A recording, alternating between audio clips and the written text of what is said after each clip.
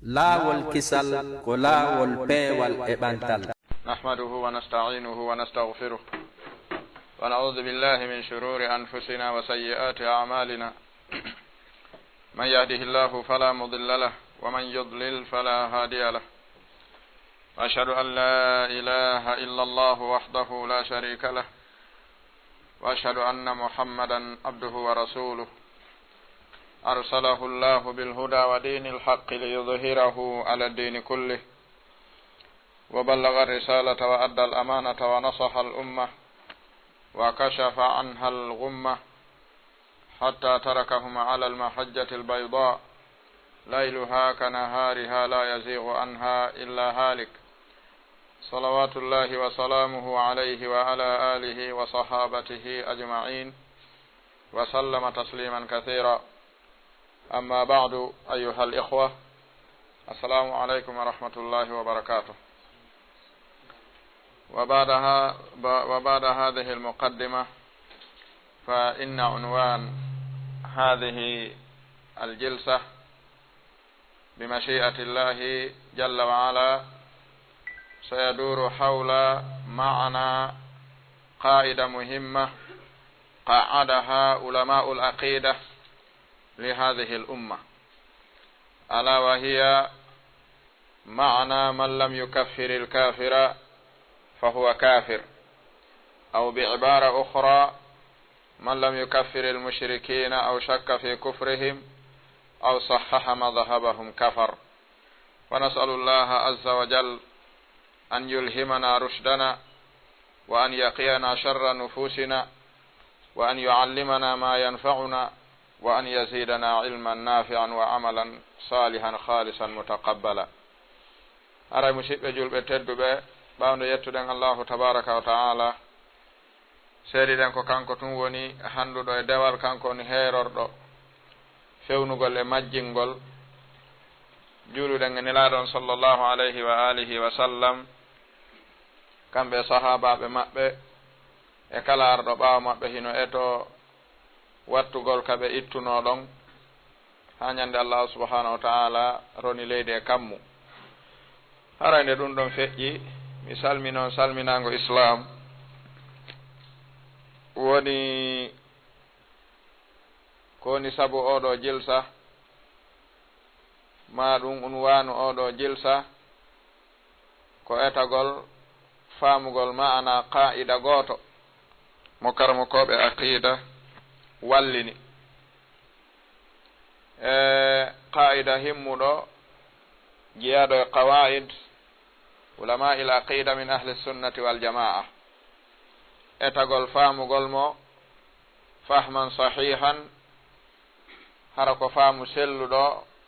wono karmokoɓe wallinirɓe qa'ida on faamirimo non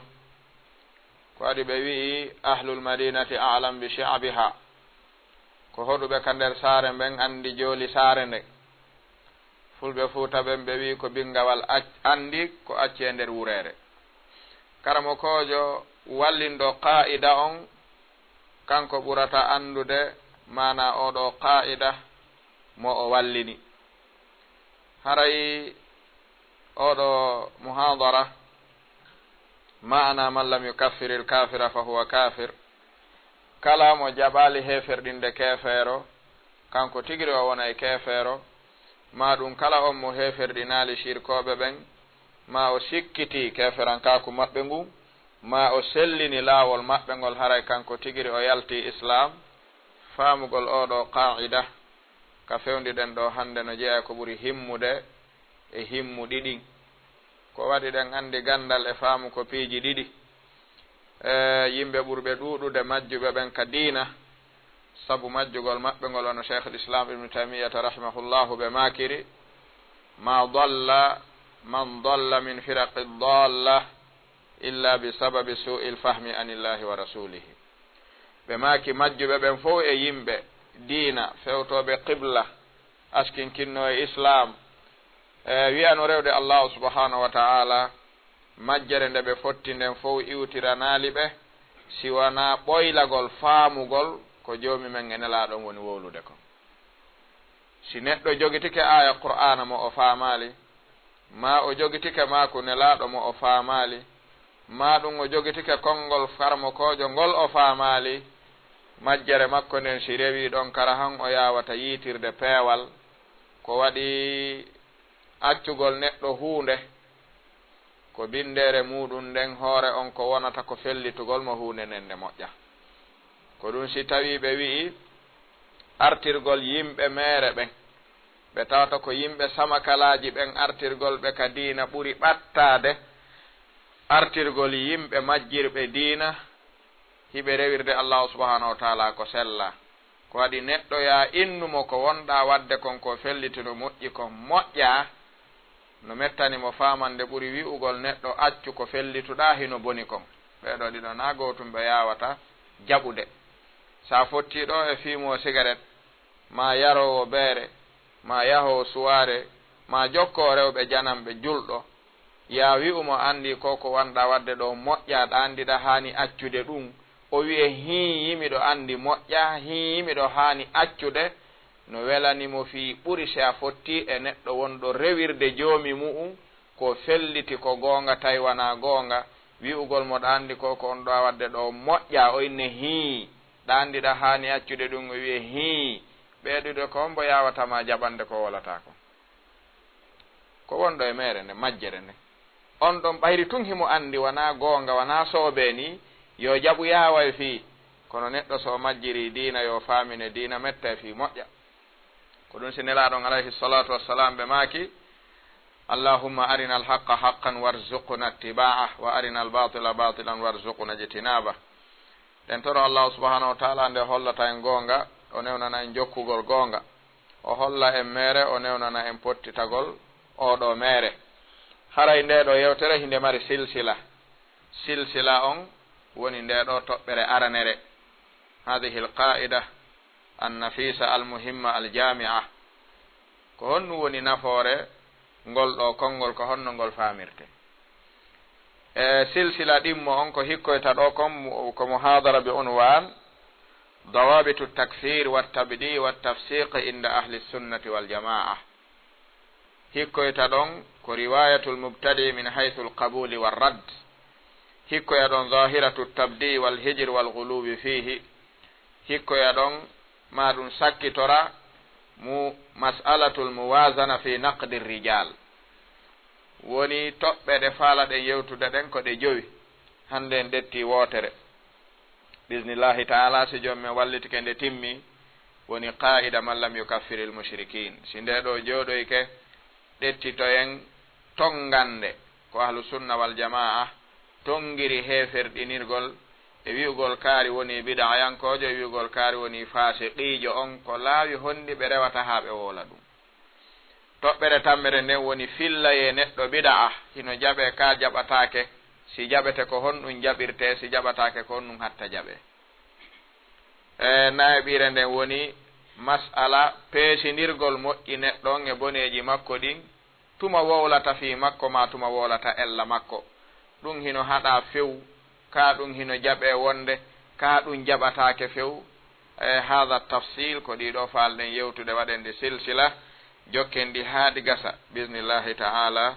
si fuɗɗitoɗen goɗɗum ngo haray ma'ana ngol ɗo konngol ngol cheikh mouhammad bin abdul wahhab rahimahullahu ta'ala ɓe waɗi ka nawaqidul islami maɓɓe ko oɗo woni annaqidu asalis firtande tammere nden ɓe maaki kala on mo heferɗinali shirkoɓe ɓen ma o sikkiti keferankaku maɓɓe ngu ma ɗum o sellini laawol maɓɓe ngol haray wana kamɓe wi'ete ko heferaɓe taw ko oɗo woni kefeero ngol ɗo konngol ngol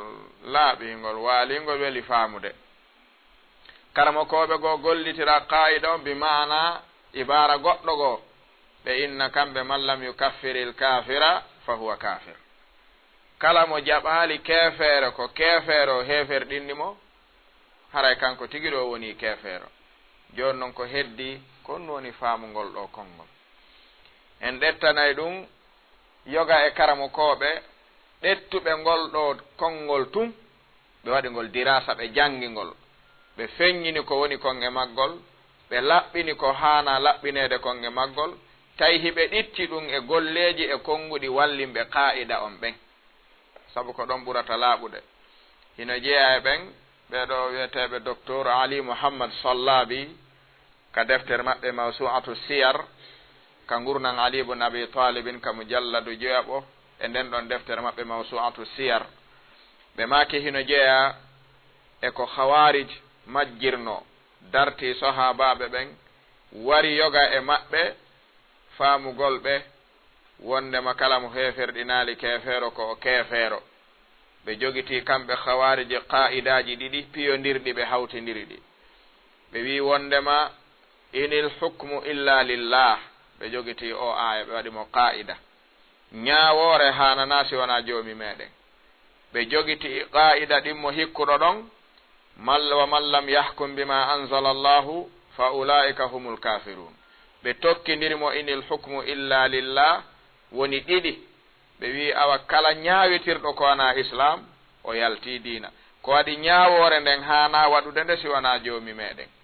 ɓe wi non ngol ɗon konngol ngol khawariji majjirno ha haɓi sahabaɓe ɓen ngol ɗon konngol buy kadi majjiringol e asre men wuuridaɗo ɗo on angal senninirgol faamugol alkafirul asli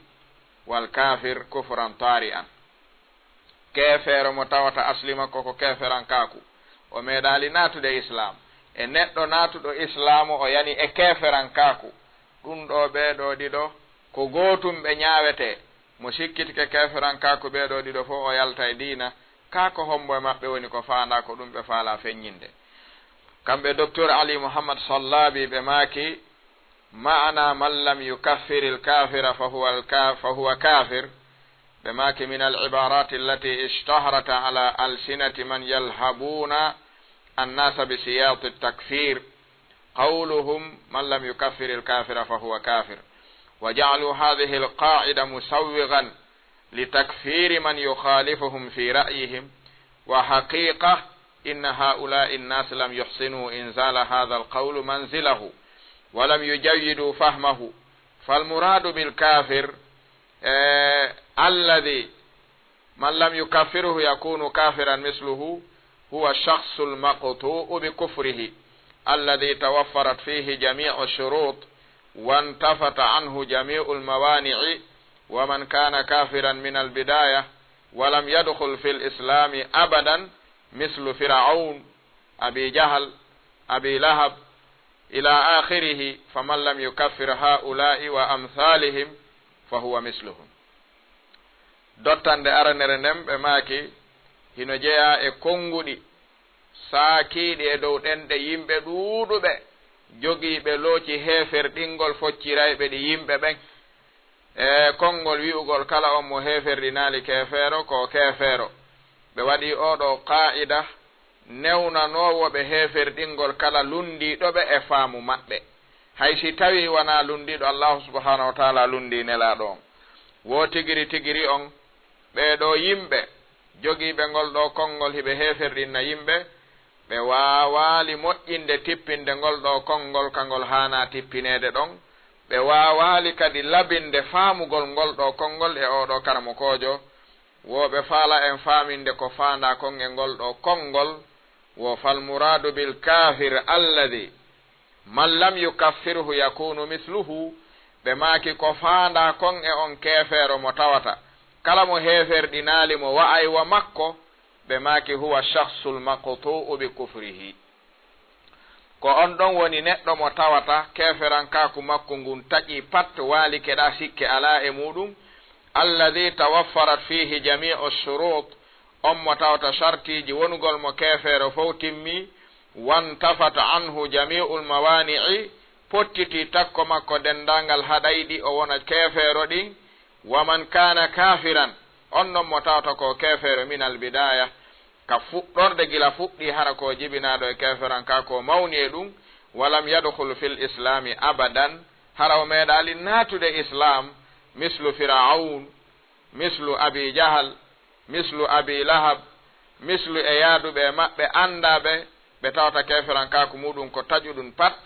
ɓe maaki faman lam yukaffir haula'i wa amsalihim fa huwa mithluhum wo kala mo heferɗinaali ɓeeɗo e wawɓe wa maɓɓe haray on ɗon ko kefeero wawɗo wa maɓɓe ko waɗi al kufru haula'i maqtu'un bihi keferankaku ɓeeɗo ko taƴa ɗum pattu waali sikke ala heddi noon jooni neɗɗo mo tawata ko julɗo naatuɗo e islam si tawi neɗɗo feññini islam o wowli konngol naatirngol e islamu ngol si oɗo yani e keferankaku haray ko wi'eten taw islamuhu maqtu'un bihi wa kufruhu maskukun fihi si neɗɗo wowli kalima shahadatayn o naati ka islam haray yo o wonu julɗo on taƴama pat oɗo ko julɗo joni ko sikkitete ko keferankaku makko ngun taw so woni kefeero ka o wonal taw kefeero kono julɗankaku makko ngun kañum haray no tabiti amma no mo meeɗali naatude islam haray keferankaku makko ngun ko taƴangu waaliɗa ko sikkitete ko taw si o woni julɗo cheikhul islam ibne taymiyata ɓe maaki man sabata islamuhu bi yaqinin lam yazal anhu hadha al islamu bi shakkin innama yazulu anhu hadha al islam bi yaqinin mislihi pellet ko ittirte ko pellet sikke ittata pellet ko sikke ko pellet ittata sikke ma ɗum pellet itta pellet cheikh ali mouhammad sallabi ɓe maaki wa amma shakhsu lkhafi haluhu لإظهاره الإسلام مثلا وإبطانه الكفر وكراهية الإسلام فمثل هذا الشخص من اطلع على حاله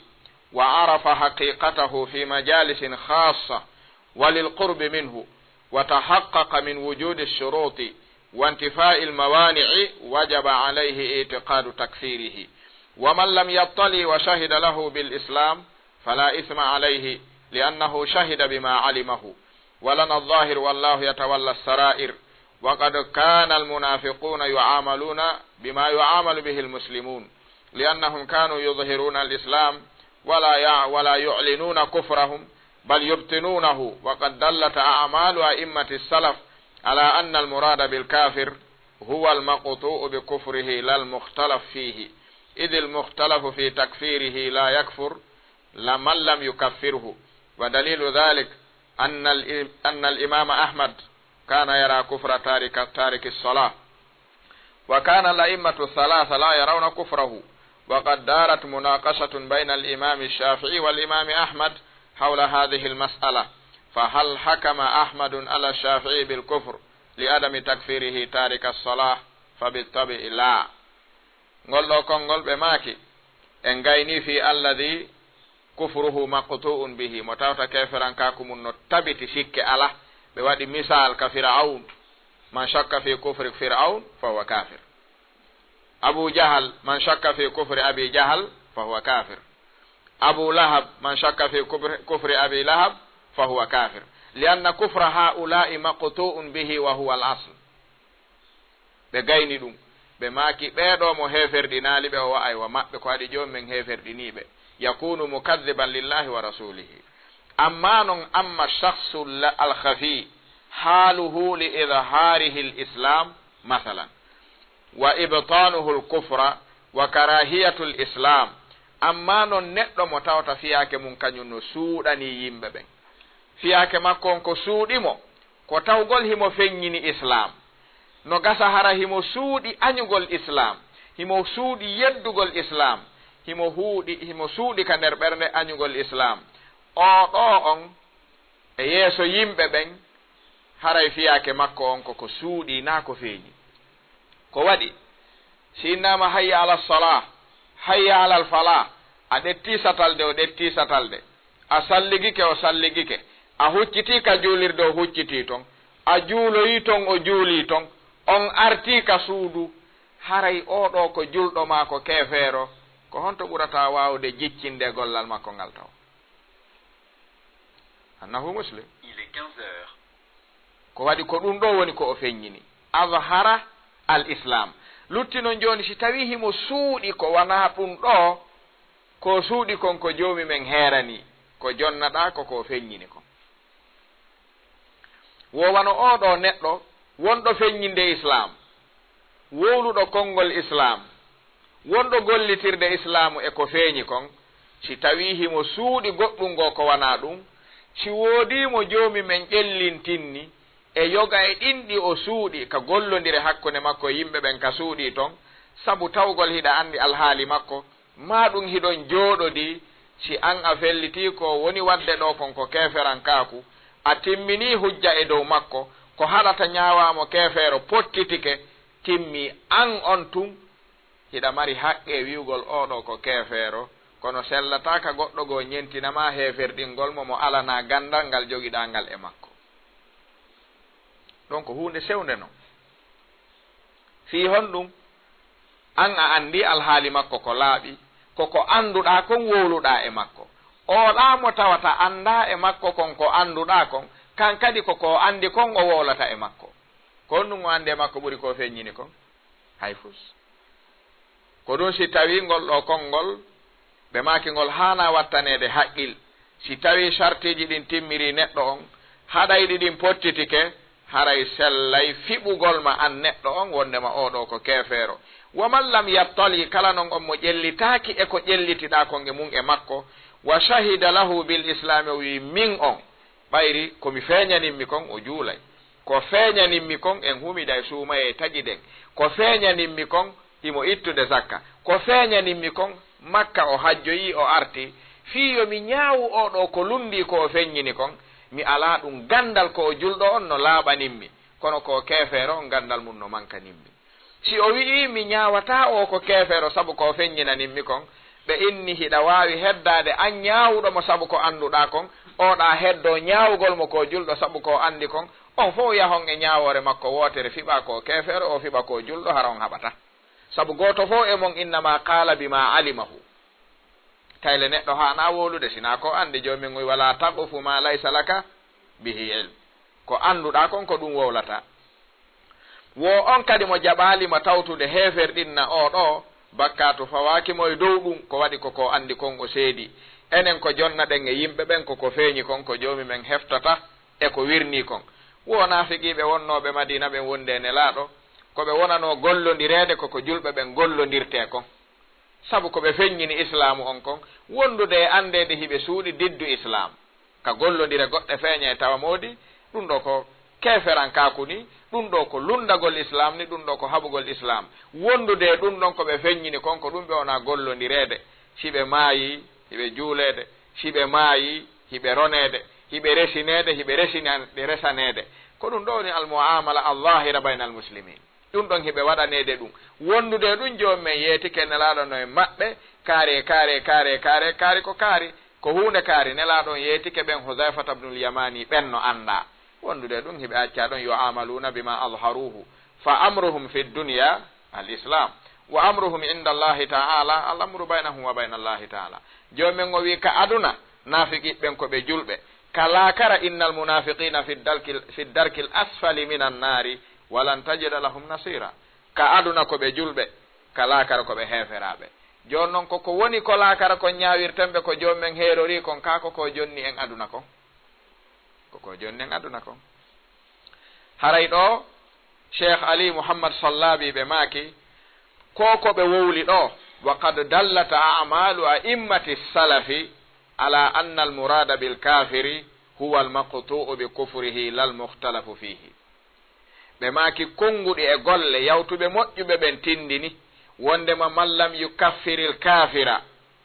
falkafir almuradu bilkafir huna alkafir huwa almaqtu'u bi kufrihi komo tawata sikke o ala ko hollata ko julɗo ko pellet ino waali ko hollata ko keefeero oɗo kañum sikkitatake ɓe addi misalji maɓɓe dowɗa amma neɗɗo lurraɗo on fi islamihi mo heeferɗinni on haray mo mari geɓal si mo mari gandal laaɓungal ɗe mum sartiji no timmi ko haɗata no timmirimo mo mari haqqe mo tawtalimo ɗum sabu heɓali ko heɓi kon e makko on kadi no mari haqqe kono wona fi a heeferɗinni ma yimɓe ɓen fof heeferɗinna cheikh muqbil ɓe maaki rahimahullah ɓe maaki dagata ko ñentingol neɗɗo ka heeferɗingol julɗo ɗum dagatako ɓe maaki hay si tawi ko karamo kojo ñaawi goɗɗo ko o keefeero dagatako ka ñentina on karamokojo e keferɗingol. Heferɗingol ko gandal tun waɗirte wana ñentingol. ɓe makino ngol ɗo konngol haysi ko imamu ahmad imamu ahli sunnati wal jamaa ñaawi kaari ko o keefeero dagantako ma an julɗo ka heferɗinamo binan ala hukmi imami ahmad alayhi. ɓe maki ɗum jaɓatake ko an kadi a gollodira e makko ha tawa ko woni e makko kon a yii laaɓanima ñentingol ala e ɗum chartiji ɗin timmirima haɗayɗi ɗin pottorima ñaawamo. ɗum hino ka deftere maɓɓe tene fatawa alhadithiya cheikh muqbil mun hadi lwadi kamu jalladu ɗimmo ɓe maki dagata ko heferɗinirgol yimɓe ɓe ñentingol a taqlid. amma lurraɗo on keferankaku muɗum hay e goto wi'atamo heferɗinali on ma sikkitike on ko kefeero kanka ɗo wona e kefeero sina fanɗuɗo gandal. ɓe maki idil mukhtalaf fi takfirihi la yakfuru man lam yukaffiruhu. kala lurraɗo keferankaku muɗum mo heferɗinali on ɗon o wonata kefeero. waɗen misal ɓe maki wa dalilu dhalik ɓayi ko alhaqu ma qama alayhi dalil walnafiu minhu ma jaa bihi rasul. cheikh l'islam ɓe maki mo wowli konngol ha gayni yongol tiiɗu ko dalil o addata ko woni gonga koko mari dalil ko nafata e on ɗon gonga koko nelaɗon addi kon tum. ko on woni dalil ko kefeero taƴuɗo pat keferankaku mum faanda e qaida on wona julɗo yanɗo e keferankaku lurraɗo keferankaku muɗum. ɓe maki dalil muɗum imam ahmad bun hanbal rahimahullahu ta'ala kana yara kufra tariki salah. kamɓe ɓe yi'uno wondema neɗɗo si acci julde sabu welsindare makko hay sina yeddugol amma kam mo yeddi julde no waɗɗi hay so juuli ko kefeero na ɗon wona wolede yeddugol ngol no waali. amma si tawi o accitu julde nden sabu welsindare imam ahmad ɓe maki ko kefeero o yalti islam.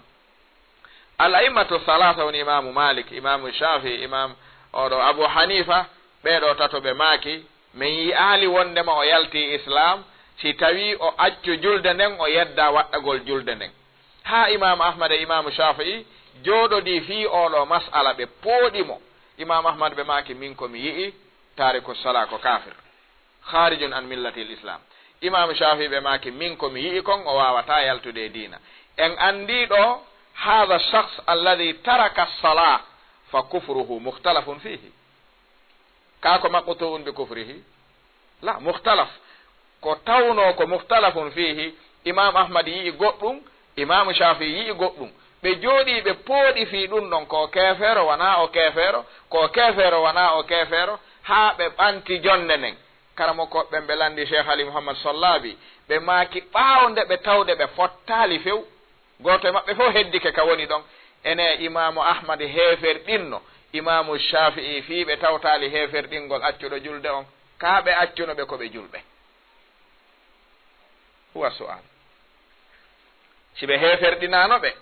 awa wi en qa'ida arɗo on man lam yukaffiri lmushrikina aw shakka fi kufrihim aw sahaha madhabahum falmuradu bilmushrikina alladhina shirkuhum maqtu'un bihi kufruhum maqtu'un bihi. wona mo tawata ko julɗo yanɗo e keferankaku ma yanɗo e shirku tawata hino lurra ñaawugol mo ngol taƴaka pat fof fotti wi ko kefeero. si lurrama ɗon an a wina o kefeero oɗa wi ko kefeero ene ɗiɗo ɗiɗi goɗɗo mon no mari haqqe heferɗingol oya fi o heferɗinali oɗo ɗum ɗon ala.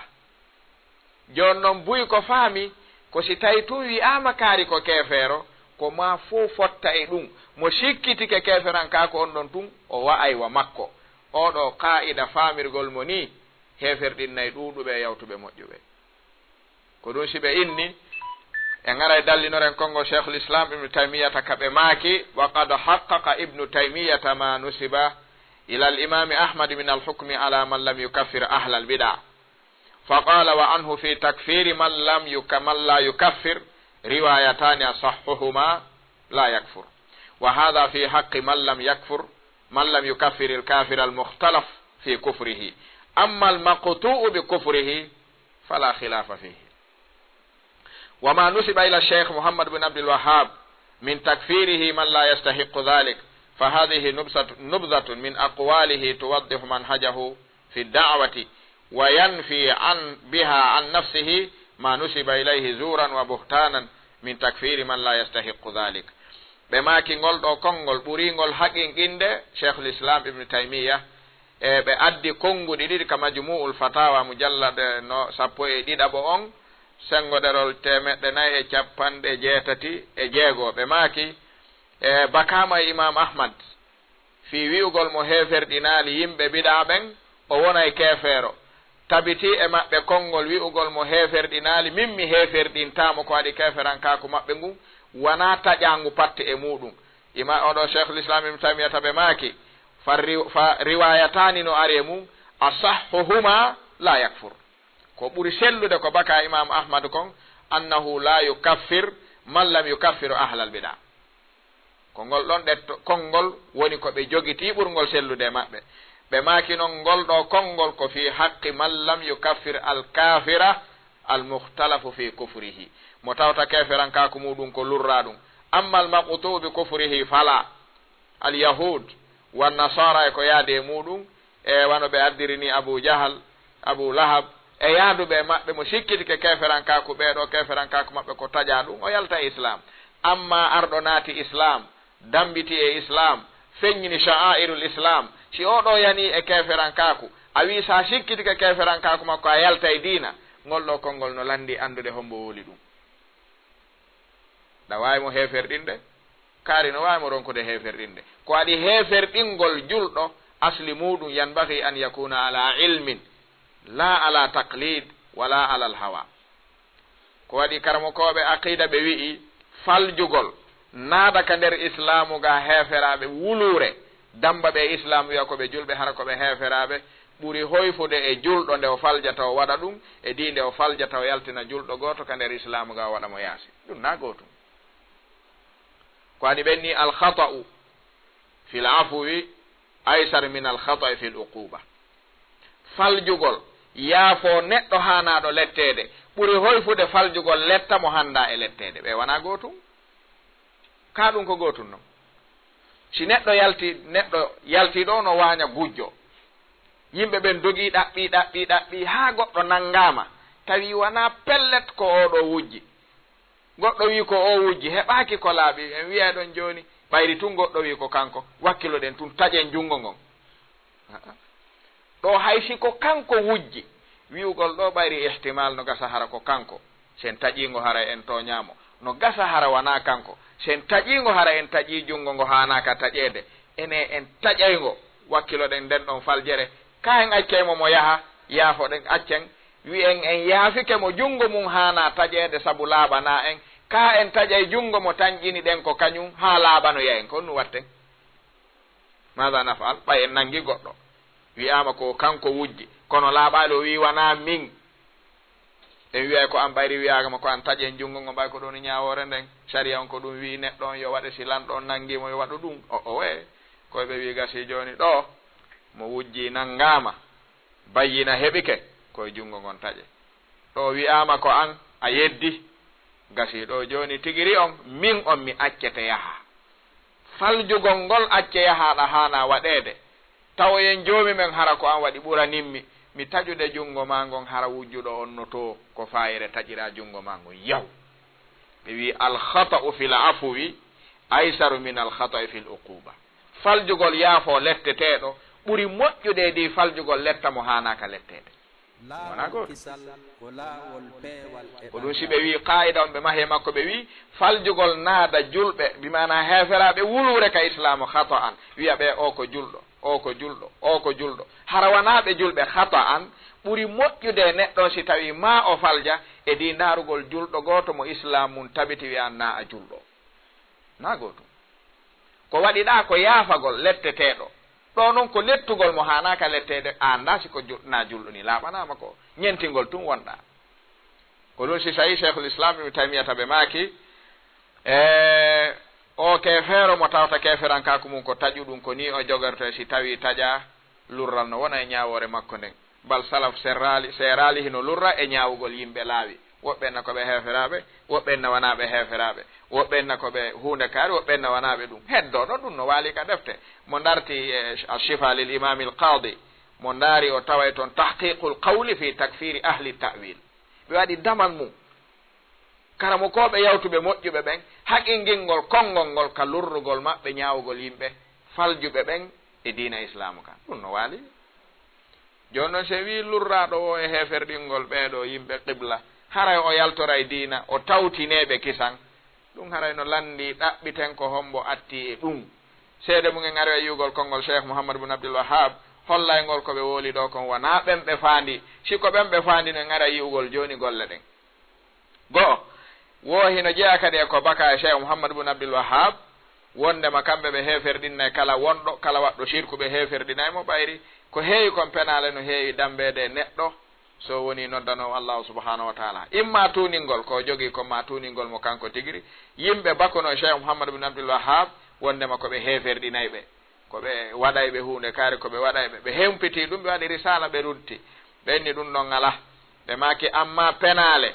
e fefindanɗe wonade bakede e anɗen wondema inna nukaffiru bil umum wa nujibu lhijrata ilayna ala man qadira ala idhari dinihi wa inna nukaffiru man lam yukaffir wa man lam yuqatil wa mislu hadha ad'afa ad'afihi wa kullu hadha min alkadhibi walbuhtani alladhi yasudduna bihi an-nasa an dinillahi wa rasulihi wa idha kunna la nukaffiru man abada as-sanama alladhi ala qabri ala Abdul Qadir was-sanami alladhi ala Ahmad al-Badawi wa amthalihima li ajli jahlihim wa adami man yunabbihuhum fa kayfa nukaffiru man lam yushrik billah idha lam yuhajir ilayna wa lam yakfur wa yuqatil subhanaka hadha buhtanun azim ɗo ko e deftere tende misbahu dhalami Abdul Latif bin Abdurrahman Ali Sheikh ko ɗon ɓe eggi ruttande Cheikh Muhammad bin Abdul Wahhab ko ɓe jaabi ɓeɗo winoɓe ɓe heferɗinnayi kala wonɗo kamɓe ɓe heferɗinnayi kala yanɗo e keferankaku ɓe wi ɗum ko fenande kala wiwɗo mi heferɗinayi bil umum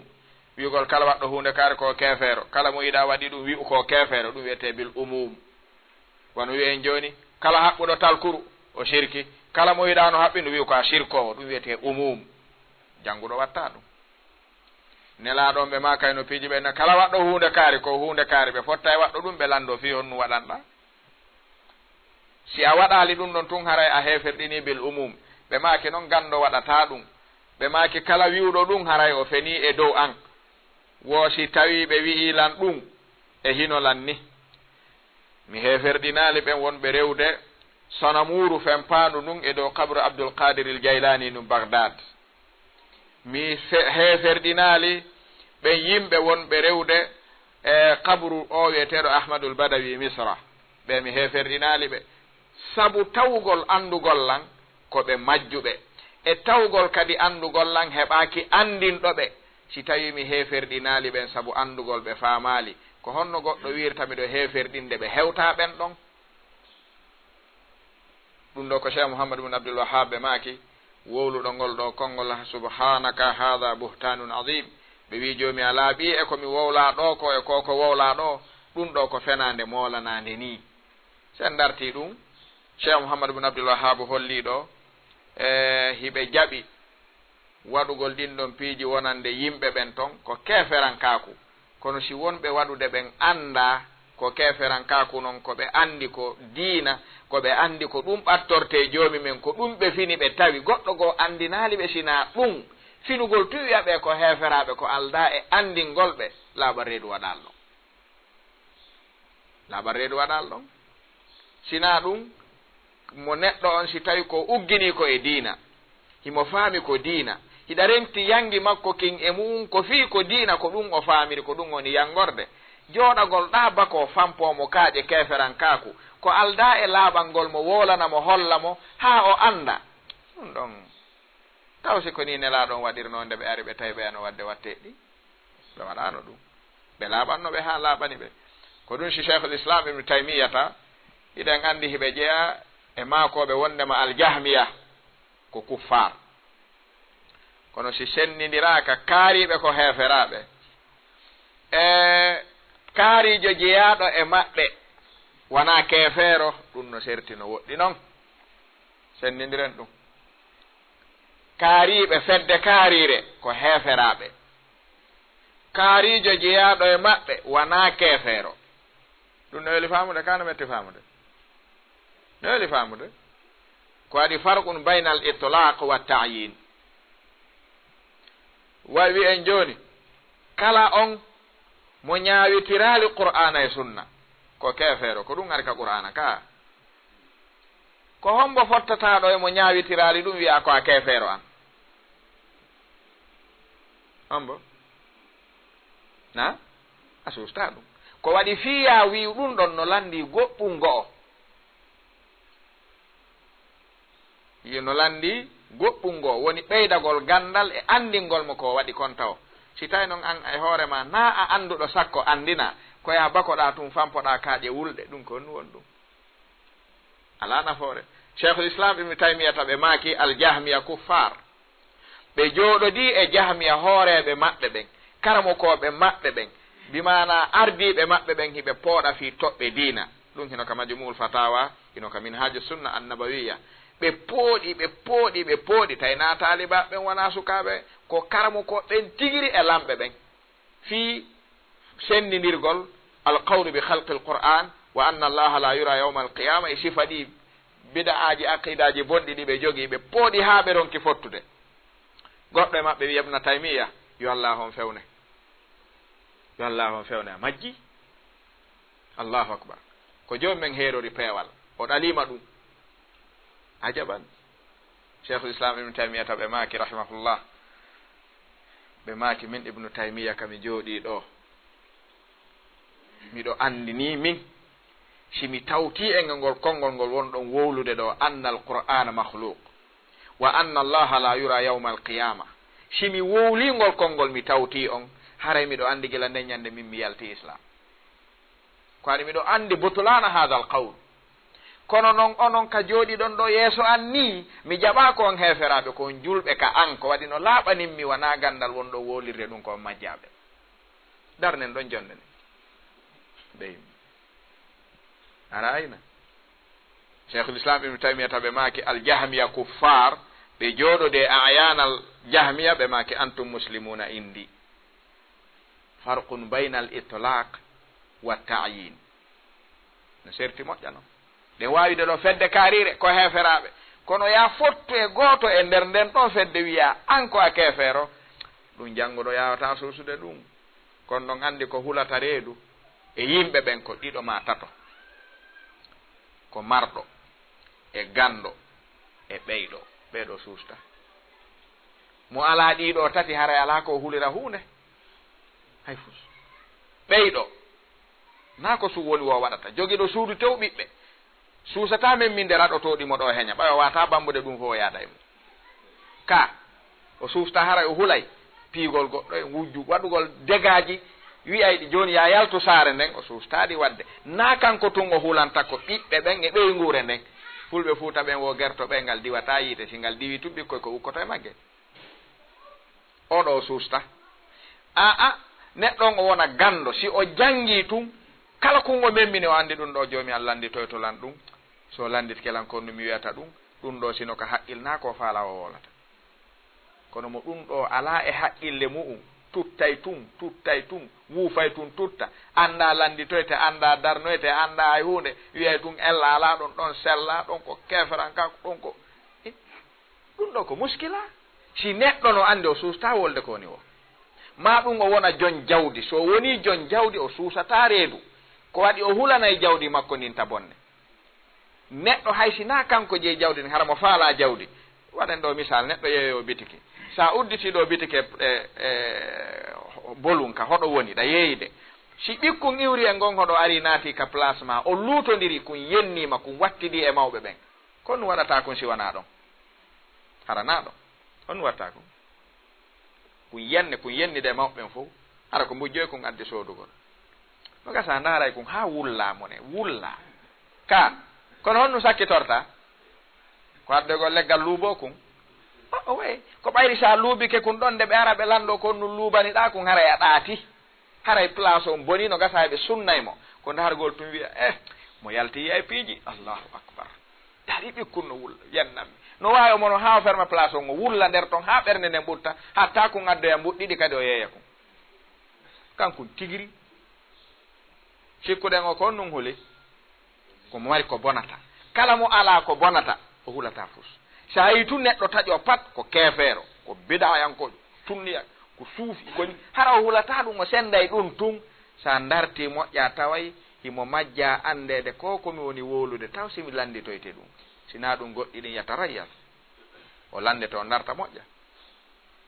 ko ɗum si tawi cheikhul islam ibn taymiyata ɓe maaki min simi wowli ko wowluɗon ɗo ko min mi wona e keefeero onon noon ka jooɗiɗon ɗo miɗo jaɓi ko on julɓe e seeɗen wawiri ni ɗum no woɗɗi goy ɗum no woɗɗi moƴƴa idan kono noon kadi cheikh mouhamadou bne abdoul wahab wallimɓe qa'ida on ɓen hiɓe rutti ɗum e konngol maɓɓe gongol goo ɓe maaki e tawgol hiɗon wiide miɗo heferɗinde kala wonɗo ɗum noon ko fenande mi andiraka ɗum bal komi andira ko daragol darto fi neɗɗo julɗo yanɗo e keferankaku kongu janɗi wonon kongu janɗi ha mi anda simo andi ɗum ka o anda himo faami ɗum ka o faama si ɗiɗo ɗiɗi timmanali lam mi wata ñawde ko kefeero kono si en waɗi talasum anna kulla man waqa fi l kufri waqa al kufru alayhi bonay ahlu sunna wal jamaa ajma'u ala annahu laysa kullu man waqa fi l kufri waqa al kufru alayhi na kala waɗɗo keferanka e julɓe ɓen wonata kefeero wona kala waɗɗo shirku wonata shirku o wona kala yanɗo e biɗa woni e biɗayankojo ɗum no landi surut wa dawabit wa mawani ɗi siɗi timmali sa ñaawi tun hara woni fedde wonde goo ka golle a woni ahlu sunna wal jamaa ka inde ɗo gandi ɗum no woodi ɗum hino woodi neɗɗo hino wiya komi hunde kaari ka konngol ka golle ka konngol hara ko ɗon o dambiti kono sa darti golle ɗen tawa wona ɗum woni golle makko ɗen ɗum ɗon hino wona haray ɗum ɗo ka raɓɓindinnagol ɓe maki tilka qawa'idun hamma yanbaghi mura'atuha qabla an-nadri fi mas'alati takfir wo oɗo qa'ida ko qa'ida himmuɗo mo talibajo fof hani wattude haqqil e mu'um mo karamokojo fof hani wattude haqqil e mu'um atto o jumpude e mas'ala atto o jumpude e mas'ala ko wiyete takfiri heferɗingol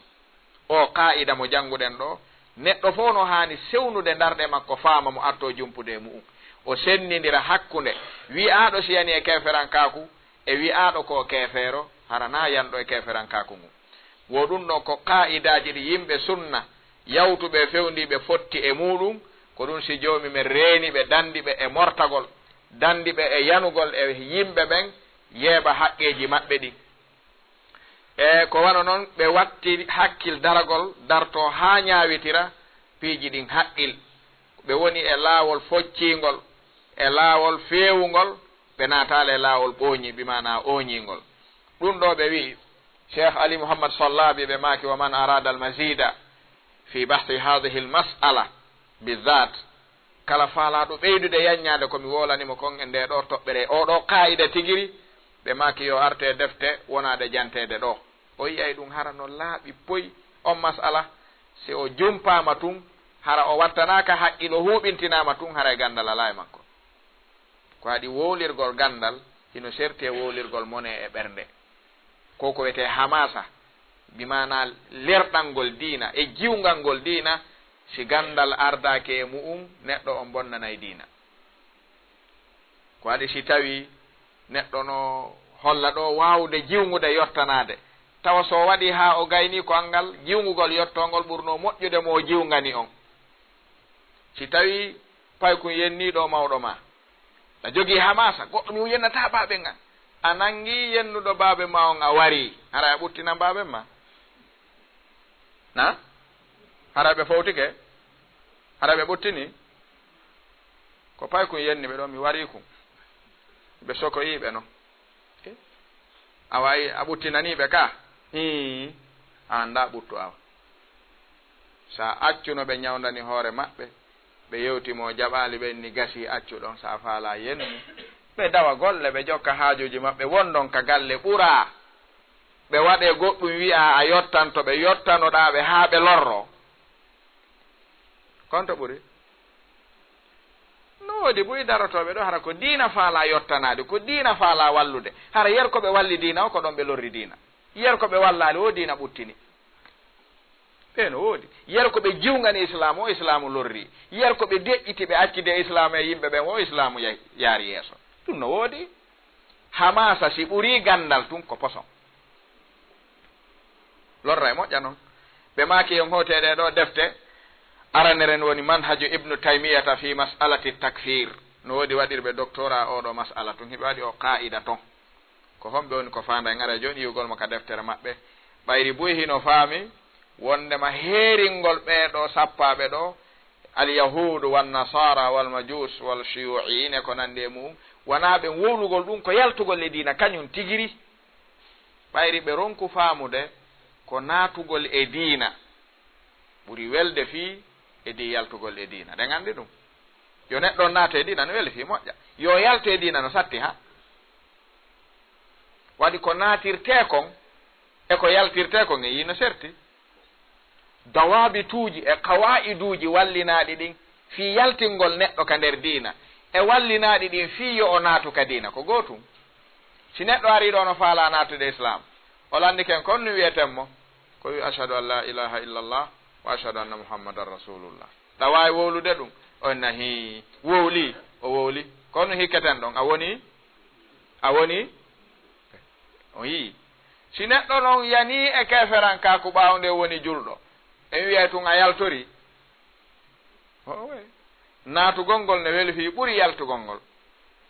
ko adi joomi men ko yiɗi yimɓe ɓen koye ɓe wono nder hoggo ngon ɓe maaya ɓe hisa nden ɗon deftere hiɓe yewti fii ɗum kono noon wa zahiratu attakfir lil amin alhaji mouhammad ahmad ɓe waɗi nde ɗo deftere kamɓe kadi zahiratu takfir wa zahiratu lguluwi fi ddini fi l asri l hadith li mouhammad abdul hakim hamid walgulu fi ddini fi hayati lmuslimina almuasira woni ɓurtingol luggino e diina kan e gurnan julɓe fewndiɓe ɓen li abdirrahman bun moalla alluwayjif wa shihab wa shubuhatun hawla alfikri lislami almuasir ndeɗo kadi ko deftere ko windine ko salim an bansawi wa alhukmu wa qadiyatu takfiri lmuslim ñaawugol e yaltingol julɗo on ka nder islam nden ɗon kadi ko windine ko salim o wiyeteɗo albansahawi ɗeɗo ɗiɗi sen jangiɗe ɓe wi yonayi ko hollata en ko faanda kon wona ɓeeɗa hino woodi ko landiti konngol ɗimmol araygol e mum cheikhul islam ibnu taymiyata ɓe waɗi taqrir ɗum ka majmu'ul fatawa e sen darti manhaj ibnu taymiyata fi mas'alati takfir ɓe wi cheikhul islam ɓe maki ka majmu'ul fatawa kufru man lam yukaffir ilyahud wannasara aw shakka fi kufrihim aw sawwaga dinahum fa kufruhu mutayaqin heeferɗingol kala on mo tawata o heeferɗinali yahud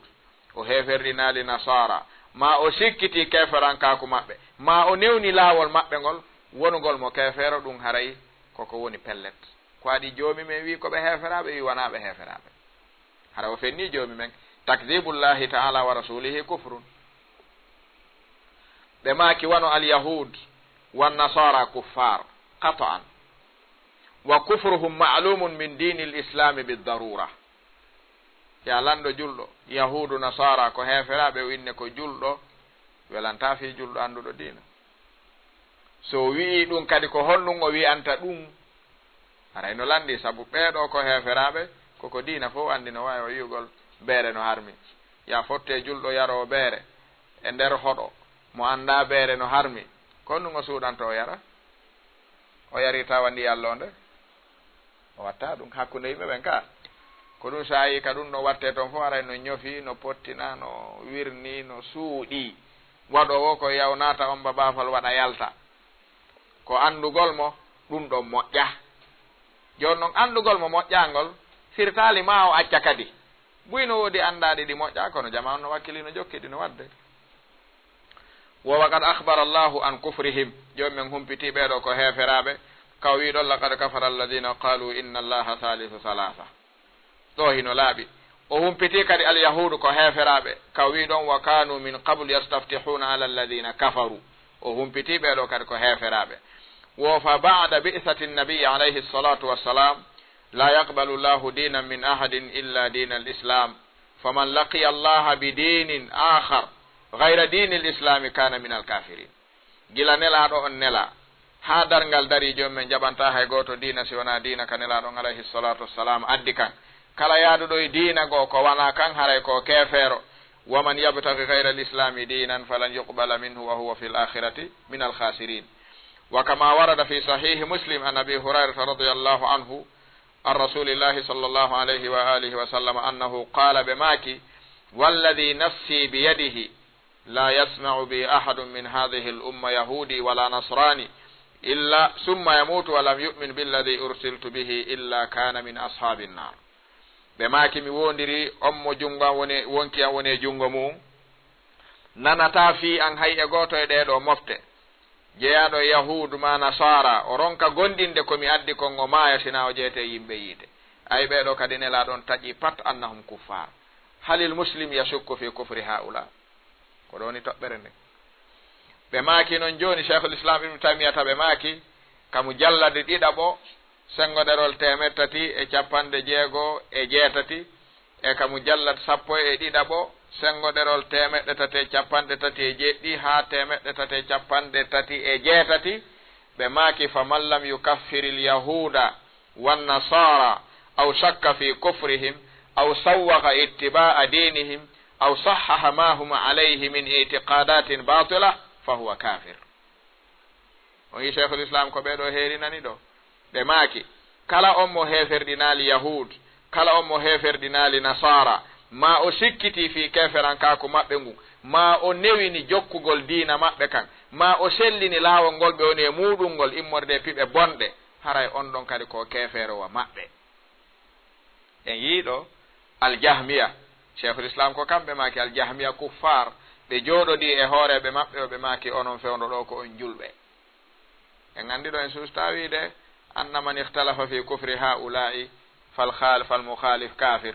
misal laaɓungal arani en kay imam ahmad ɓe maaki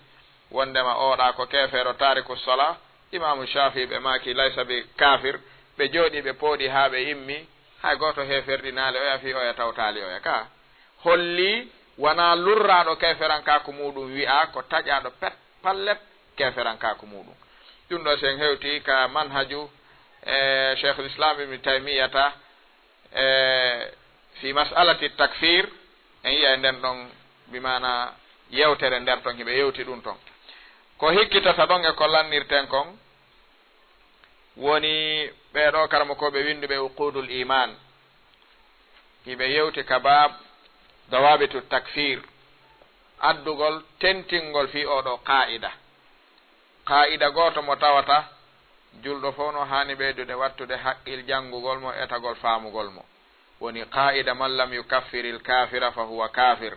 famanil muradu bi hadha al kafir ko kefere on mbo fanda ɗo sabu buy ko heferɗinirta yimɓe ɓen ko kulol kañum wata heferɗu kañum de gandi buy ko nadata ɗum eɗen toɓɓe ko ɗum ko ɓayri hino longina muynina si a fiɓaali ɓe ko heferaɓe tun an a wonay kefeero si a wi'aali kaari ko kefeero tun an a wonay kefeero si o longinama ɗum o hoolike ɗum ene fiyo daɗin hoore makko o wolata ɗum na fiyo o salo miɗo salligade miɗo juulude kono komi kefeero miɗo salligade miɗo horude komi kefeero miɗo hajjoyde komi kefeero joni noon tami waɗu ɗum fo yo mi wi ko heferaɓe mi hetto li allah akfura ana buy ko woni wolirde ɗum wona fi ɓe mari ilm ɓe ala e mum shurut ɓe ala e mum dawabit ɓe ala e mum mawani fuyɗi ɓe andi haɗayɗi neɗɗon wona kefeero so woni julɗo yana keferanka ko ɗum anda ko ɓe innama tun man lam yukaffiri l mushrikina ɓe faami kadi al mushrikuna fal muradu bihim haulai ahlu turuq ko ɓe wi'a aw shakka fi kufrihim ko ɓe wi'a aw sahaha madhabahum ko ɓe wi'a mo waɗi ɗum tun fa huwa kafir faqad kafara ijma'an ɓe gandi kama jaa fi alqaida faqad kafara ijma'an joni noon faamugol on ɗon dabit no jeeya ko ɓuri welde fii si tawi cheikh on ɓe maaki kafara ijma'an te hiɓe andile assalafu ikhtalafu fi takfiri ahli alqibla joni ɗon haray tanƴini ɗon cheikh mouhammad bun abdul wahab ɓe ay lurrugol salaf fi heeferɗingol yimɓe laawi ɗin ɓe maaka kala sikkitiiɗo o yaltay diina ijima an hiɓe anndi on khilafu no waali ɗon ɓe waawi mooɓindirde ɗum ɓe mooɓindiray ɗum fal khilafu waaridun fi takfiri ahli l ahwa ahli l bida bal imam ibnu hasmin alzahiri hiɓe windi deftere ɓe inni nde arradda ala man kaffara ahli ta'wil nde fappu mayre ko ɗum tu ɓayri ɗen anndi inna min mawani takfir a ta'wil tawgol neɗɗo on ko firo naadimo e ko waɗi kon e faamu naadimo e ko waɗi kon wona faandagol waɗugol bone on cheikhul islam hino yewti qaida molanaɗo ka majmul fatawa ɓe landa fi yimɓe laawi yimɓe biɗa wonɓe yande biɗaji wonɓe yande keferankaku kon noni ñawore ɗum ɓe maaki mo ka majmul fatawa kamo jallade tammo ɓe maaki almubtadi'u ida kana yadunnu annahu muwafiqun lillahi wa rasulihi laysa mukhalifan lillahi wa rasulihi la yakunu kafiran billahi wa rasulihi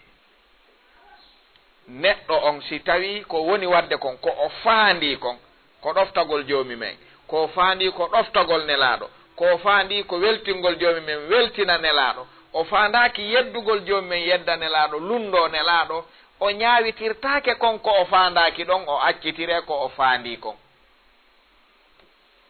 hay si gollal makko ngal noon sellal ngal wi'etengal sella kono kanko o ñaawirtaake ko o feññini kon terte ko o faandi kon sen faala waɗanen ɗum misal aranal ngal hatibu nabi baltata ñande o winduno risala on madina o windi ka leeter fatuhu makka nelaaɗo no fokkiti nelaaɗo nodditi julɓe ɗuuɗuɓe arɓe yaha makka ɓe udditoya makka hatibu no acci ɓeyngure mum makka no acci ɓiɓɓe mum makka no acci jawle mum makka gila o ii makka o ari madina o yiltaaki himo faala ɗaɓɓude junngo ko renanamo jawle makko ɗen e ɓiɓɓe makko ɓen e ɓeygure makko nden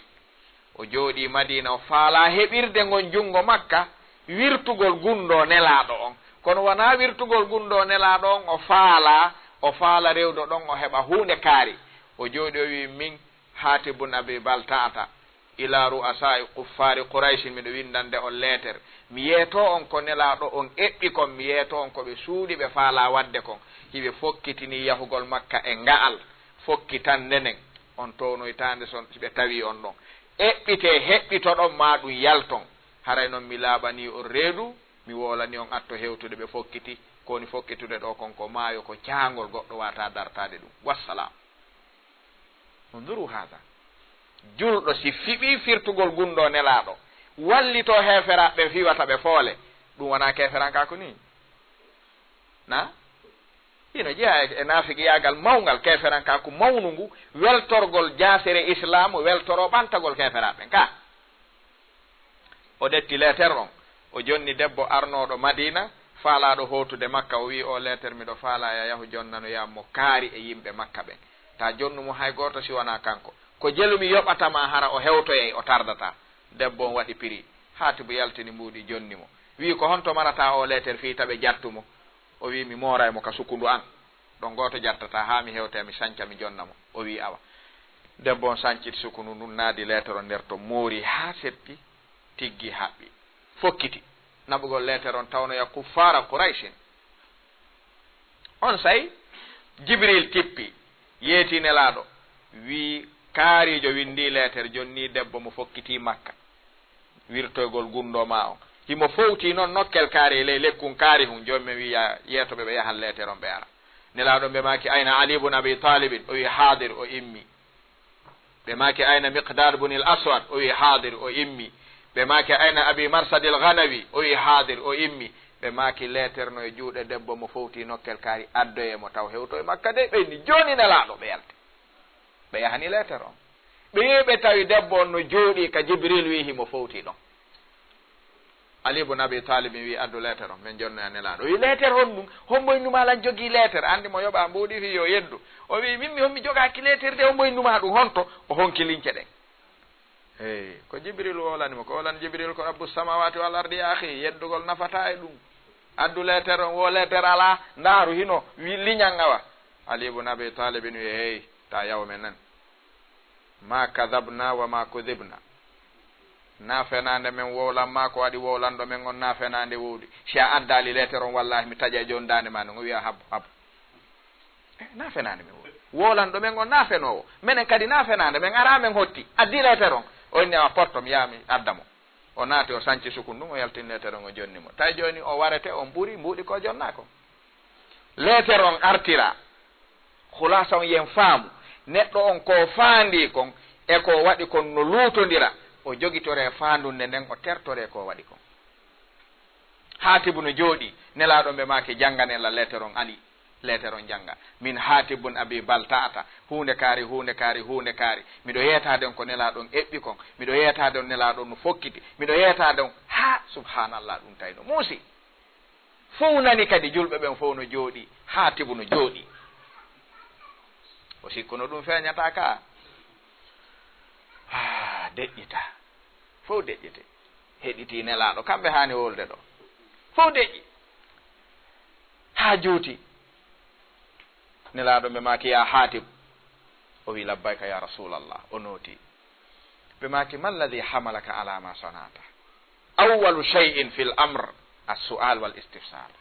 ko honɗum waɗanɗa hunde kaari ko waɗɗa ɗo ko honɗum ɗaɓɓuɗa e ɗum ko honɗum naɓuma e ɗum Umar wi nelaɗo acca mi tappaɗande o nafigijo o bonna woni islam nelaɗo ɓe maki accuta wi Hatibu nafigi o na nafigijo ni on duru on yi gollal makko ngal na ɓe maki ta wi o ko nafigijo anda o no tawano Badirin terto mo mi wolida e makko mi deƴƴi Umar wi awa jooɗi nelaɗo ɓe maki ya Hatibu ma alladi hamalaka ala ma sonata ko ɗum waɗanɗa ɗum ɗo o wi nelaɗo wallahi komi wowlanta on ɗo konko ko joomi min seediga hara o gonginaylam mi wowlata ko fennatanmi nelaɗo ɓe maki ko ɗum goy mi landima o wi hiɗon andi min mi jeyaka e Makka mi jeyaka e Madina komi neɗɗo janano arɗo tawi on Makka nodduɗon mi e diina mi wela diina mi jokki wiɗon yo en feru mi feri mi acci ɓeygure an Makka gila iwɗen ton arɗen ɗo mi yiltoraki ton mi andano ɓen woniri mi humpitaki ɓe wallahi joomi men no seedi komi windiri oɗo lettere mi tawno e heferaɓɓen koye heɓo e maɓɓe jogantoɗo lam ɓiɓɓe am ɓen saabu ngal ɗo gollal wona faale wirtugol islam ma jasingol diina si tawi wona ɗum mi waɗiri joomi men no seedi o fennayla ɗo faandu ndenen e gollal ngal no serti kako gotum deƴƴa heɗita nelaɗon ɓe maki laqad sadaqakum Hatib wallahi Hatib ko wolani on kon ko ɗum woni ko gonga makko gasi ta wattu sifa ɗum nan awa lam yahkum bi kufrihi wala bi nifaqihi ma anna fi'lahu hadha nifaqun ka joni en faami ɗo ko waɗuɗa kon e ko faandiɗa kon no mari golle surtout jokkidirteɗe watten misal gotal oɗo Mu'adh bun Jabalin nde o acci nelaɗo Makka Madina ɓe nelimo Yaman o yehi Yaman o wonoy toon seeɗa o arti ka nelaɗo o tawno ɓe Yaman ɓen hooreɓe maɓɓe ɓen toon no jeeya e gollal ko waɗanta yimɓe tedduɓe ɓen sujjangol ɓe si neɗɗo on dayi bimbi ari tawi no jooɗa fof koye sujjanmo ɓanto noon o jooɗo Mu'adh wi min mi waɗanta ɗum bani Adama par ce que min yaal nelaɗo no waɗane ɗum ɓe wiyaali kadi yo min waɗan ɗum goɗɗo min mi watta ɓenni haade waɗa o wi mi watta o sali o waɗali Yaman few o wi si ɗum no handi e bani Adama nelaɗo no ɓuri on fof teddude kamɓe mi waɗanta ɗum andi ɗo o faami ɗum ɗo ko teddinir ɗum neɗɗo ni nelaɗo no ɓuri ɓe teddude awa nelaɗo no handa e waɗanede ɗum kono wona sujjangol nelaɗo fi yawagol joomi men o waɗiri ka o arti o tawi nelaɗo no jooɗi o sujjani ɓe ka leydi as-sujudu lil bashar walaw kana nabiyan kufrun billahi ta'ala ka o sujji wonɗon ha o ɓanti nelaɗo ɓe maki Mu'adh ɗum ɗo noon ko honnun ni o wi mi sujjango teddingol on tum ɓiwi subhanallah sujjanala o hi kam yehi Yaman to on duru al-qasd al-fi'lu ma huwa ma hadha al-fi'l fa al-fi'lu kufrun ka walakin ma qasduhu ko no ngemmini mo ha waɗi mi tawto hiɓe teddinirde yimɓe maɓɓe ɓen ɗum min ni ɓe alangal teddungal ko onon ɓuri fof teddude sino hande ɗum ko onon tun mi waɗanta ɗum mi waɗanta ɗum goɗɗo go nelaɗo ɓe maki ya Mu'adh la tafal ɗum waɗatake law kuntu amiran ahadan an yasjuda li ahadin la amartu lmar'ata an tasjuda li zawjiha ko nen ñande ɓe maki on hadis ta sujjan neɗɗo ɓaawo hannde simi yamirayno neɗɗo sujjan neɗɗo ko gorko mari haqqe e dow ɗum ɓeygu muɗum haa ka tawata ɓeygu mum no haani ɗum sujjande sino newneteno kono alaa ka neɗɗo sujjanta neɗɗo e sharia diina ka ta wattu ɗum fi yeeso nan o wi awa gollal makko ngal ɗo e faandunde makko nden no woɗɗoniri jooni ɗo nelaaɗo ko gollal ngal ñaawitiri ɓeeɗo ɗiɗo kaa ko faandunde maɓɓe nden na cheikhul islam ɓe maaki neɗɗo on bida a yankoojo on si tawi faandunde makko nden wona yeddugol joomi men wona yeddugol nelaaɗo wona lundagol joomi men lundo nelaaɗo bal ko weltingol ɓe ɓattooɓe kono o hawritaali e ɗum ɗon gollal makko ngal naa ɗum o jogitortee ko faandunde nden hay si tawi faandunde nden no sellinta gollal ngal kono gollal ngal bonnata faandunde nden kadi ɗo no sewi ha en faami ka en faamaali bimana ɓeeɗo faandunde maɓɓe nden e ngal ɗo gollal ko weltingol joomi men ko weltingol nelaaɗo kono taw si faandunde nden sellini gollal ngal na sellinaali ka kono taw si gollal ngal kadi bonni faandunde nden si faandunde nden bonno ɓe ñaaweteno ko ɓe heeferaaɓe ko tawde faandunde nden heddike ɗon kono moƴƴugol faandunde nden sellinta gollal ngal kono bonugol gollal ngal kadi bonnata faandunde nden awa heddoto ɗon wi e huunde kaari ko faandunde moƴƴire jogiɗa e muɗum kono ɗon wona noon waɗirte ko ni waɗirte nani wiyatake ɓay gollal ngal boni ko faandiɗa kon ko moƴƴere a yalti islam nelaaɗo waɗal ɗum en faami joni sendidiri cheikhul islam ɓe maaki almubtadi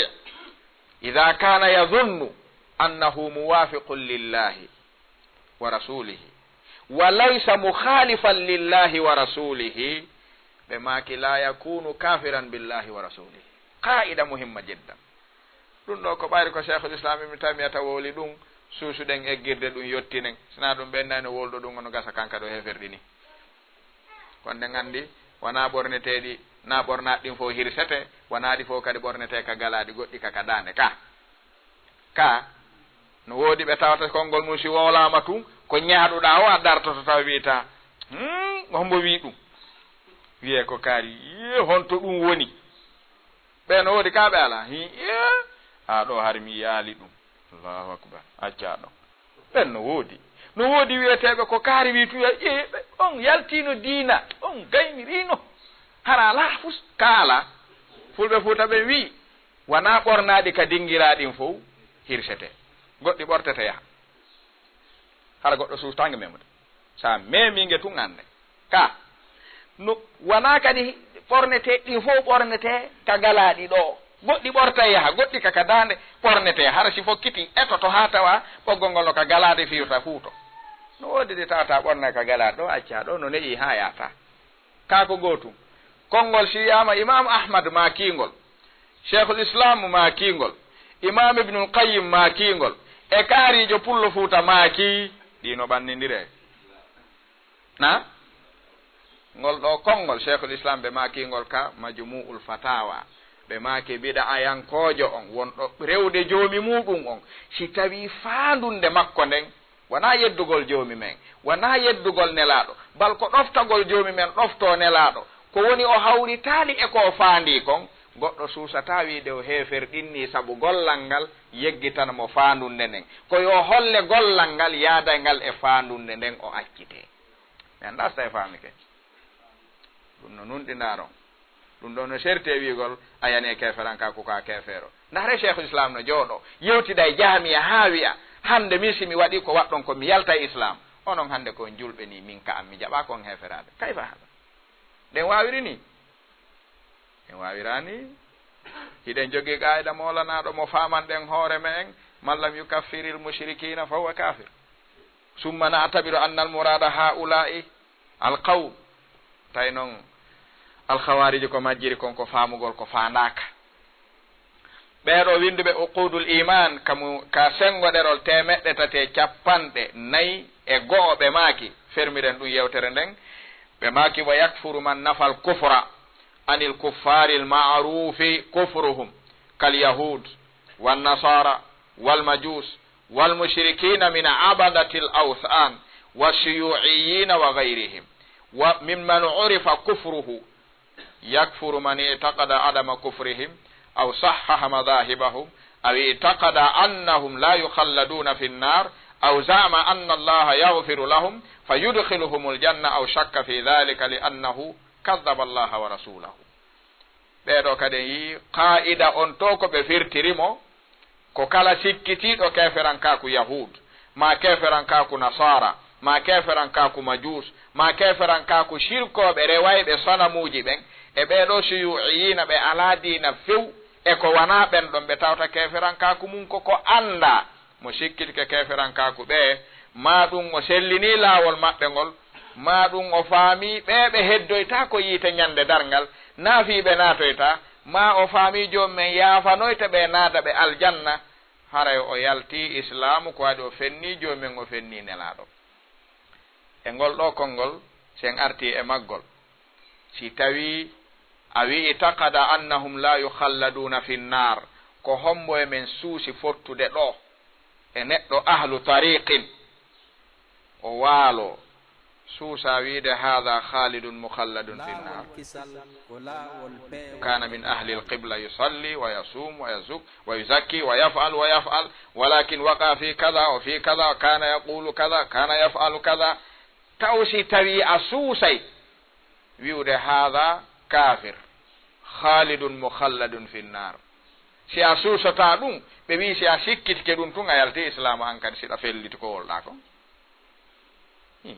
ko bimana keefeero wi'aɗo on si a sikkitike ko o keefeero a yaltay diina ko on mo tawta si a sikkitike o heddoy to yiite a yaltoray diina. jomi wi inna alladina kafaru min ahli lkitabi walmushrikina fi nari jahannam khalidina fiha abadan ka jon noon ɗo si neɗɗo julɗo landama kafir yahudi ma nasrani si on ɗon waalike maayi ala gayri millati l'islam e ko joomi men wi'i kon halta sukku anna man mata ala gayri millati l'islam fa huwa kafir la ta'tabir annahu kafir war kafiru mukhalladun fi nnar heddo noon joni ko hanuɗa fiɓude kon ko ɗum wonata ka ko joomi men waɗoyta kon serta e ko wiya fiɓu kon ko adi joomi men hino wiya fiɓu kaari e hunde kaarijo min noon ko fimin ya fiɓu ɗon kon na ɗum men gollodirta no waɗa famen ɗum moƴƴa. joomi men hino wiya kaari fiɓu ko keefeero aduna on ara taw mo laakara on nanato aljanna no waɗa ɗen faami si a sikkitike ga ko keefeero an heɓa golle yalta diina si a fiɓali ko keefeero yalta diina si a fiɓi ko keefeero heɓira ɗum aljanna so yehi tawoyamo kadi ka aljanna anda sa eɗen faamude ɗum no faamade waɗen misal hadisu rawahu muslim an abi hurairata radiallahu anhu nelaɗon ɓe make e banu israil heɓino gorko gooto wannoɗo bakkatuji ha ɗuuɗi joni min wi wa qul li ibadi alladina asrafu ala anfusihim la taqnatu min rahmatillah asrafa ala nafsihi o yeddi joni men ha ɓurti bakkatuji ɗin ɗuuɗi o yehi ha o nawni o tañƴini o maaya woni o wi noon min bakkatuji ɗi mi mari ɗin mi anda no ɗi foti simi maayiri ni mi tawoyi joomi men o immintinnilan o darnilan o letta ila lette ɗe mi townata joni noon arega o noddi ɓiɓɓe makko ɓen o inni simi maayi o gandi tummi maayi taw accuɓe surranmi dey joomi men immintinaylan ɗon o wawa ilan immintinde ɗo gandi honto reweten ha o ronka wawde lan immintinde ɓe wi men anda koyon sunnan simi maayi ha mi wona ndondi fal hadisu rawahu muslim an rasulillahi alayhi salatu wassalam simi woni ndondi nokkon ndondi ɗin hara on accali hay hunde ɗon hibboyon ka maayo fil yam maayo ngon sakaylan lanna fewɗon joomi men watalan immintinde ko ñeeñi woɗo si ma ɗum so immintinilan moƴƴata e an ɓiɓɓe makko ɓen waɗanimo ɗum ko wasiye o maayi ɓe sunnimo ka tande ɗon ha o mukki ha o woni ndondi ɓe nokki ndondi ɗin e jaaren ndin fof ɓe hibboy ka maayo ɓe wi o fowtike kanka ɗo faami o fowtike ɓayri o gayni golle makko ɗen nelaɗon ɓe maki jomumen wi leydi ka o sunna ɗon ko heddirɗon kon e makko yawtawa ko woni kon ka maayo ko woni kon ka maayo tumbodira e immo o ara ɗo min yewta joni miɗo faalamin yewtu tumbidira heña innama amruhu ida arada shay'an an yaqula lahu kun fayakun fa hadha al abdu jahilun bi hadha oɗo anda ɗum jomumen immintindimo immimo darnimo yeeso makko wi an ko nu naduma ko waɗɗa ɗo ene jomumen ko nu fuɗɗitori ɗo kadi hon na enen hatta landoɗen ko yaagol tum bako kaɓawo hoggo fuɗa kaaƴe fusa cuuɗi ɗi ñorta goɗɗi fi honnu goɗɗo waɗata hunde laaɓanenmo o waɗata landoɗenmo o waɗata newoɗen e makko ko argol tun daro kaɓawo hoggo bugo ñane ñorta cuuɗi ɗin tufa goɗɗi fusa looɗe bonna fusa ko e yimɓe hara yiyatake on boni ferade a jaɓan naare oɗo keferan kaku ngo waɗi mum e mawnude jomumen ko landimo awwalan malladi hamalaka ala ma sanata nelaɗo makani hatibu malladi hamalaka ala ma sanata ɓe makani muaz malladi hamalaka ala ma sanata ɓe makani haɓɓunoɗo tarkuru ndu ma haha ko num waɗanɗa ɗum ko num hatta landoɗen koko jokkuɗon ko num jokkanɗon ɗum ɓe wowlane wonani jokkirte ko ni jokkirte ɗa wawi ɗum awa si a wawali ɓe landade e sehiɗa newnana ñawugol ɓe awa o wi jomumen wi jeeyaɗon ko num waɗanɗa ɗum wiiɗa eɓe sunne ɓe hawke kamayo o wi jomi ko kulol ɗum ɗo ta en yiidu hes ko watta en yiidu few ko waɗi miɗo andi bakkatuji ɗi mi wondi ɗin miɗo andi simi mayidi e ɗin en fotti mi townata golle ɗen joni noon mi tañƴini si ɓe waɗi ɗum ɗon a gaynata fiya haray min on mi jeeyama eɓe yeggitata fi mum ɓen cheikhul islam ibnu taymiyata ɓe maki ka majmu'ul fatawa sikke wo ala mo fiɓi aduna ɗo wi'i simi maayi mi immitatako haray ko kafir ka joni mi wi za'ama alladina kafaru allan yub'athu si neɗɗo wi joomi men wawata hunde kaari kala ronkere nde o bakke e joomi men o yalta islam ko waɗi la yu'jizuhu shay ka oɗo jiyaɗo moɓidiri wi'ugol goo si on waɗi ɗum joomi men watalan immintinde ɗimmun ɗum son waɗi ɗum mi fottata e makko tammun ɗum dargal ala naya ɓum ɗum o wawata woni jelu gotum fo yaltina islam o naɓori nayyi ka ɗiɗo noon ɗi o naɓori fof ka aduna gaasi o waɗiɗi ga ko joomi men wi yen weltinirmo koyen fiɓu ko kefeero o naɓoriɗi nayyi joomi men wi mi yaafike naato aljanna naatoɓen tawete ton joomi men hinowa fiɓu hunde kaari e kaari si o ari joomi men wiya na ɗum men gollodirta ko min andi no mi gollodirta e jiyaɓe am ɓe kono na ko gollodirta e maɓɓe kon enen gollirten ga ko wi en kon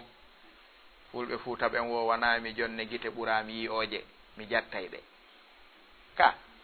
si goɗɗo luɓima gite ko ya hollumo ko kanko ɓurma yi'oje yo wodu ka wiɗamo ɗo mi yi'ali wonde ɗo ko ni fi yo faamu ko kanko luɓuma kono sa famani joomi me en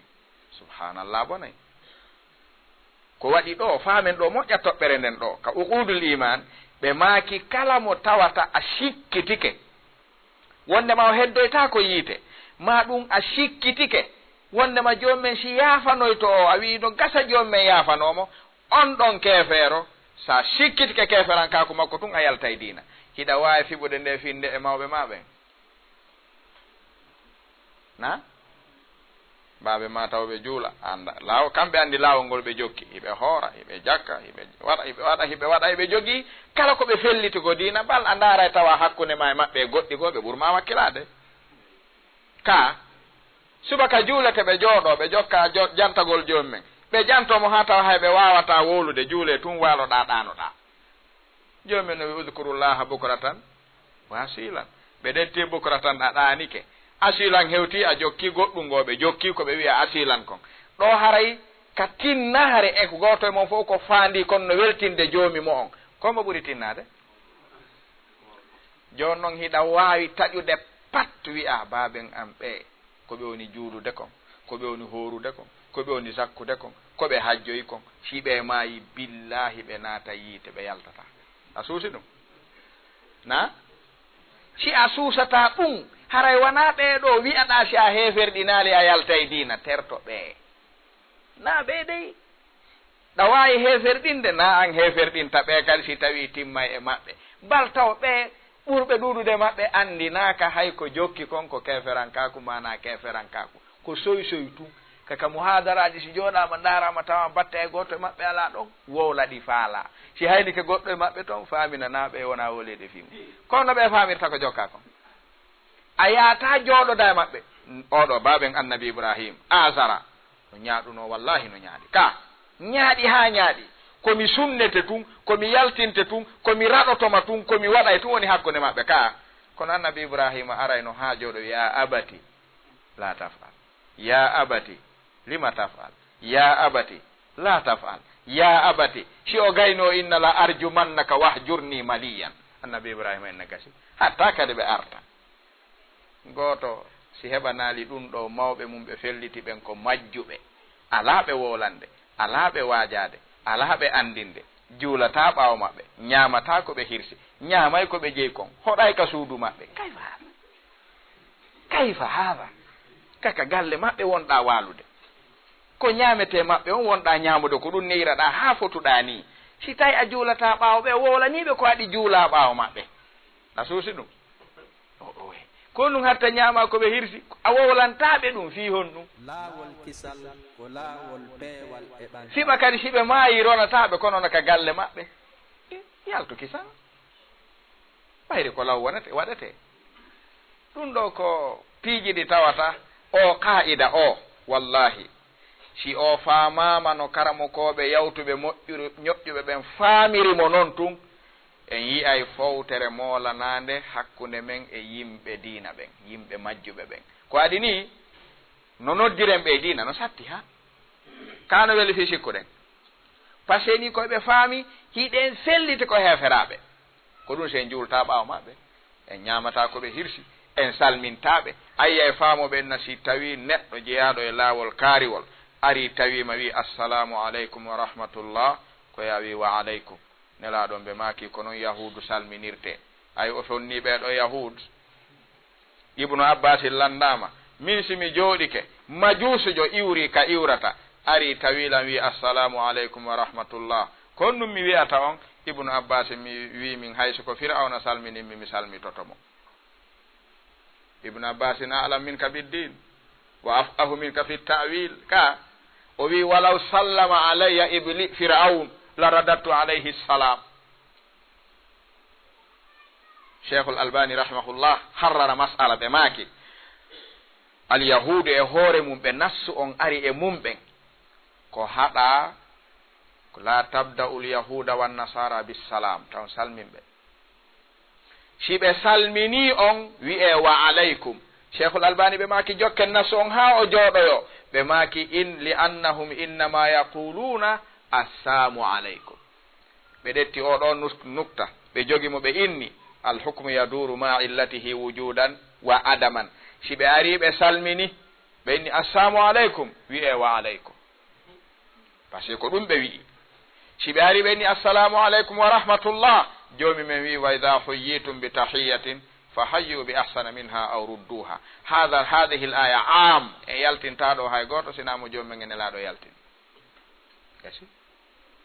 si ɓe ari ɓe assalamu aleykum wi'e wa aleykum ko waɗi ko noon ɓe salminirta amma noon si ɓe ari ɓe wowlal ɗum ɓe wowli ko julɓe ɓen wowlata kon nun ɗanngal no firti wi'ugol ɓe kadi wa aleykum cheikhul albani ɓe maaki ɗum ko faamu ɓoyliɗo noon ɓe maaki kadi haɗugol salmingol yimɓe biɗa ɓen na harmugol salmingol ɓe woni ko waali ko neɓugol ɓe acci salmingol ɓe ko waɗi sukaaɓe ɓuy hino faami neɗɗo so woni neɗɗo biɗa hijruhu wa tarku salami alayhi ko ibada ko dewal si a lundike ɗum tun haray a lundike joomi men ɗum ala neɗɗo biɗa si innama taw salmine ko ɗum hatta o salmine ko si tawi a salminalimo o accay bone on wona fi si a salminimo haray ɗa mari bakkatu dey ma si o salminima salmitike mo himo mari bakkatu dey ko bakkatuji ɗin heɓorto kon joomi men yeetoto en nelaɗo yeeto en honto ɓe yeeti en ɗum honto ɗum heeɓi ko ɗum si cheikhul albani rahimahullah sukaɓe meeɗiɓe landade yaman hiɓe janna ɓe janni ha ɓe gayni ɓe inni cheikh ɓe makinam ɓe inni kasrati dajja hawla rajulin yusamma sayidu qutub sonko ɗuuɗi takko gorko goto wiyeteɗo sayidu qutub woɓɓe innayi taw salmine woɓɓe nayi o salmine woɓɓe na taw torane yurmede woɓɓe nayi o torane yurmede woɓɓe na si wuruno hawma e juulata konguɗi ɗin no ɗuuɗi e o ko honno woni mawqifu julɗo e sayidu qutub ino selli ka wiye sayidu qutub rahimahullah ɓayri o maayi ka ɗum no harmi yehen e deftere wiyetende musilul albasi fi lhukmi ala nnas cheikhul albani ɓe maaki landal ma ngal mi faamingal mi landotoma ko su'alun mutadamminun li su'al hingal landi landede singal jaabe wo awa wo sayidu qutub muslimun aw kafir huwa su'al sa jaabi ke ɗon feƴƴe sukan wo muslim wo qa'idatu ahli sunnati wal jama'a allati ajma'u alayha qa'idatan القاعدة الأولى أنه يجوز الدعاء والترحم على كل مسلم بلا استثناء. القاعدة الثانية أنه لا يجوز الدعاء ولا الترحم لكل كافر. دي أهل السنة الجماعة للراء مجي أرتن سيد قطب كم جلدو كانا أو جلدو نا أهل السنة الجماعة ملاندما ونا أو سلفي نادو أهو مسلم أو هو كافر أوي هو مسلم أوي أنا إذن أنا أقول سيد قطب رحمه الله لأنه يجوز الدعاء بالرحمة لكل مسلم إما أن تقول أنه كافر he anda si nokkeli buy sawi sayyidu qutuba watti rahimahullah wattata ɗum ɓeynay ɗum ko fitna si yaltinali maka sunna yaltinmaka salafiya hara ko ɗon haaɗi haray ɓe yaafikema sina ɗum hay to ɗawa yaltode hoggol ngon few joni noon cheikhul albani ɓe maaki ɗum ɗon on yiiɗe toɓɓe ɗum ɗo fof ko ghira on e dow dina kan addata yimɓe ɓen faale wallugol ka ha bonnoraka bonnanaka hande ndaare ka yimɓe fewde yimɓe probléme sunna faamugol waɗa hamasaji wiya wallitoto diina waɗay ɗum ko ɗum woni lorrude yimɓe sunna nde woni lorrude yimɓe diina ɗum woni ɓurde wonde tardinde sunna tawi noon si accanoma ka won ɗon yi misal ngal adduɗen ngal si neɗɗo yenni ɗo baabe ma a wiya ittiraneɓe mon e warugol mo ara uttinanali ɓe ka makka no woduno sirkoɓe ɓe joomi men wi nela ɗon taw yennudi ɓe rewata ɗin ko waɗi yennugol ɗi rima yennugol joomi moɗon ko waɗi ɓenna son yenni reweteɗi amen ɗin mais yenna e reweteɗo mon on andi ɗo yennugol ɗi wona ɗon haadi ko wat taƴugol ɗi taw ɓuuri moƴƴude ka kono sinnama o taɗi yenne koko rimata kon ɓuuri bonde joni noon kala wallitotoɗo diina o ndaaray ballal ngal taw singo tawi ko ngal rimanta diina ko wallitagol diina kan ka ballal ngal ko ballal kono ko ngal rimata kon ko lorrugol kadi diina haray taw wallir diina lorrugol ka haray hada wallahu taala ala wa alam wa sallallahu wa sallam wa baraka ala abdihi wa rasulihi muhammad wa ala alihi wa sahbihi